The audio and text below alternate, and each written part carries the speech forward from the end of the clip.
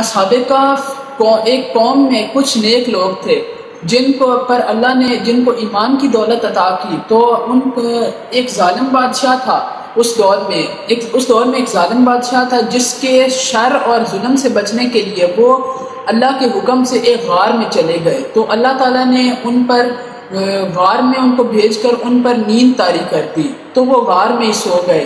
جب کچھ عرصہ تک اللہ تعالیٰ نے قرآن میں یوں بیان کیا کہ ہم نے گنتی کے چند دنوں میں سے ان پر نیند طاری کر دی اور کچھ عرصے بعد ان کو اٹھایا۔ تو اصحاب کہف نے ایک دوسرے سے پوچھا کہ کیا تمہیں معلوم ہے کہ ہم کتنی دیر سوئے؟ ان میں سے ایک نے کہا کہ شاید ایک دن، اور ایک نے کہا کہ شاید ایک دن سے بھی کم۔ ان میں سے ایک کہنے والے نے کہا کہ اصل تعداد یا دن تو اللہ ہی جانتا ہے۔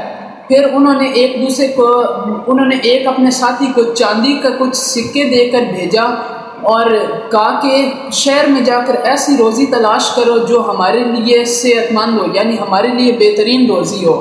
تو ان میں سے ایک آدمی سکے لے کر شہر میں گیا۔ اس نے جا کر ایک دکان سے جب کھانا لینے کے لیے سکے اس کو دکھائے تو وہ تعجب میں پڑ گیا اور پوچھنے لگا کہ یہ کون سے سکے ہیں، اور یہ تو تقریباً 300 سال پہلے یہ سکے ختم ہو چکے ہیں۔ یہ دیکھ کر تمام لوگ جو ادھر تھے وہ اس شخص کو دیکھ کر تعجب میں پڑ گئے اور وہ شخص واپس آ گیا۔ وہ شخص جب واپس غار میں آیا تو کہنے لگا کہ یہ میرے ساتھ یہ واقعہ پیش آیا ہے، اور وہاں پر اس وقت ایک بادشاہ بھی تبدیل ہو چکا تھا اور وہاں پر بہت رحم دل اور مسلمان بادشاہ تھا جو کہ بہت لوگوں کے سے سننے میں آتا تھا کہ وہ بہت نیک دل ہے۔ تو وہ شخص اب واپس اصحاب کہف کا وہ تیسرا شخص واپس غار میں آیا اور واپس آ کر وہیں بیٹھ گیا۔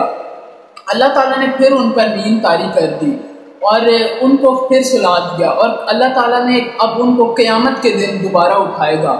اور کچھ لوگ کہتے ہیں کہ اللہ تعالیٰ نے قرآن میں یوں بیان کیا ہے کہ کچھ کہیں گے کہ وہ 3 آدمی تھے اور چوتھا کتا، کچھ کہیں گے 5 آدمی تھے اور چھٹا کتا، کچھ آدمی کہیں گے 7 آدمی اور 8واں کتا۔ اور یہ کہ وہ اگر تم ان کی اس سے پچھلی آیتوں میں اللہ تعالیٰ نے بیان کیا کہ اگر تم ان کی غار میں آنکھ لگا کر دیکھنا چاہو گے تو تم ہیبت میں پڑھ کر بھاگ جاؤ گے۔